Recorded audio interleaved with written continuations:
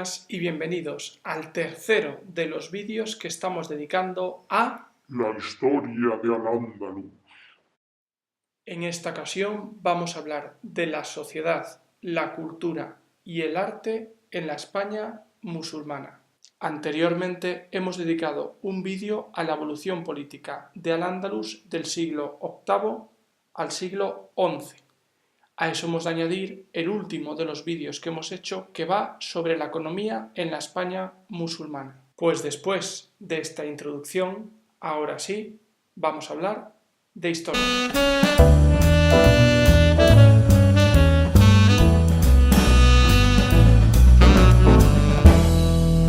El primer elemento que hay que destacar de la sociedad andalusí es su diversidad. Esta se manifestó de tres maneras. Es así como podemos hablar de una división étnica, de una división de carácter económico y de una división, en tercer lugar, entre conquistadores y conquistados, que a su vez incluso nos permitiría hablar de una división entre las distintas confesiones religiosas. La diversidad étnica nos permite hablar, en primer lugar, de los árabes, que eran población procedente de Oriente y más en concreto de la península arábiga. En segundo término, hemos de hablar de los bereberes, que eran población del norte de África. En contraste con estos dos grupos, que fueron los que invadieron la península en el siglo VIII, hemos de hablar de los pobladores peninsulares. Este tercer grupo étnico estaría formado a su vez por dos subgrupos. Por un lado, la población que venía de la época del Imperio Romano, los llamados hispano-romanos, y por otro, la población visigoda que llegó a la península en el siglo V. Si nos centramos en el estatus económico, habría que hablar de cuatro grandes grupos.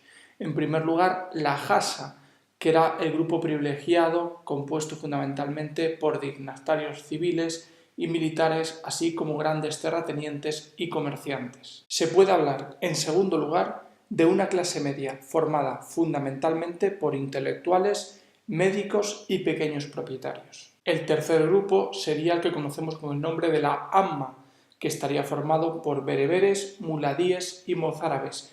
Ya sabemos lo que son los bereberes y a continuación en breve explicaremos quiénes son los mozárabes y los muladíes. El último grupo, considerado como un grupo inferior, sería el de los esclavos, que no gozaban de libertad y estaban dedicados a las tareas que les encomendaban sus amos.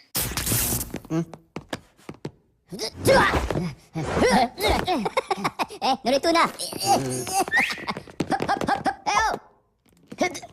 Wimpo!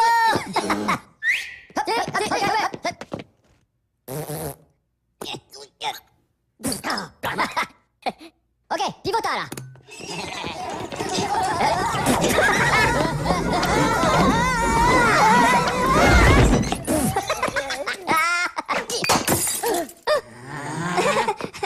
¿Pomelo?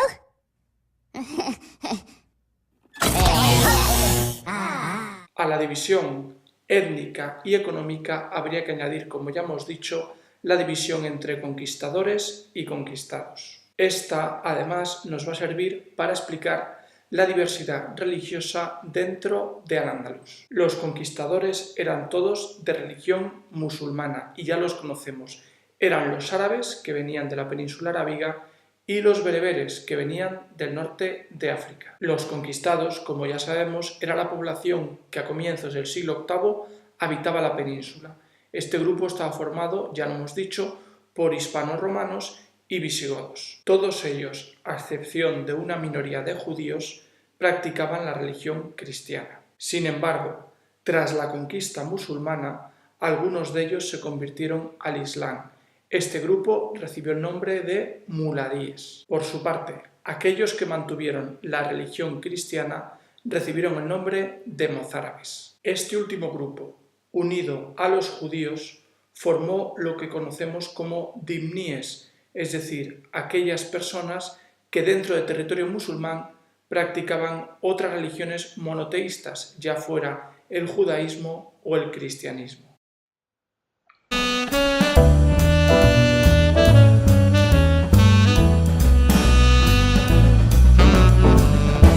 Pasamos ahora a explicar la cultura y el arte en la España musulmana. Y para ello nos centraremos fundamentalmente en dos cuestiones: las características de la arquitectura, principal arte del mundo musulmán, y la herencia cultural, que la explicaremos fundamentalmente a través de los principales representantes de campos como la filosofía, las matemáticas, la astronomía, la literatura o la medicina. La primera de las características de la arquitectura andalusí es el uso de materiales pobres, fundamentalmente el ladrillo y el yeso.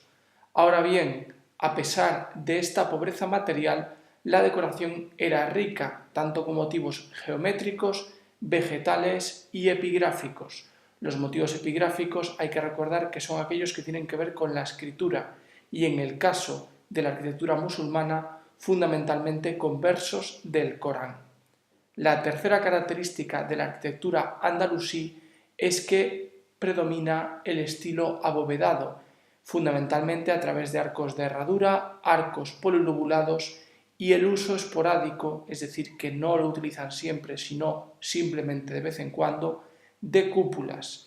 En la imagen estáis viendo a la izquierda arcos polilobulados y a la derecha arcos de herradura. La última característica a destacar de la arquitectura andalusí es la preocupación por el espacio interior de los edificios.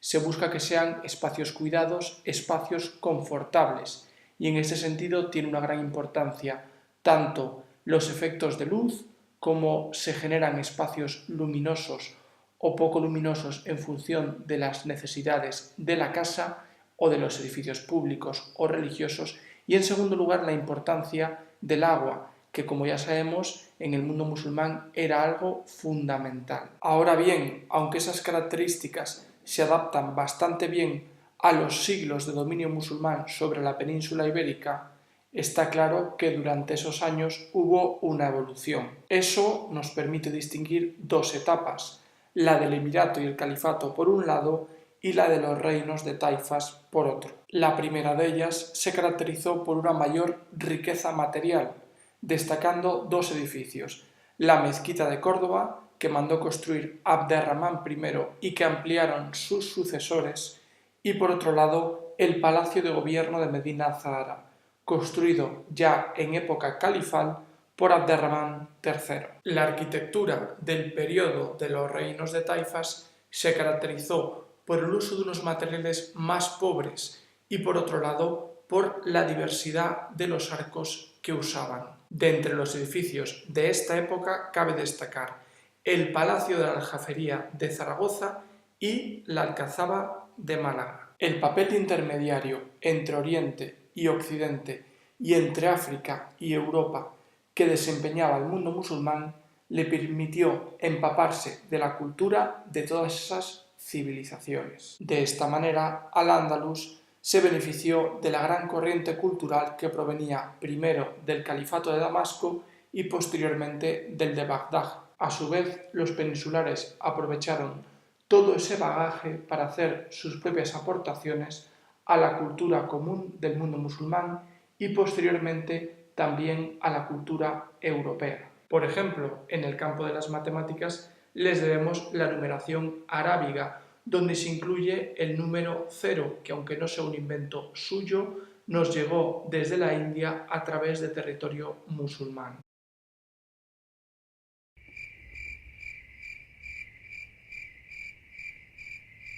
De igual manera, les debemos el álgebra, tanto como palabra, que es de origen musulmana, como en el ámbito matemático. También alcanzaron un notable desarrollo en otros ámbitos, como es el caso de la medicina, donde cabe destacar a Al-Zarawi.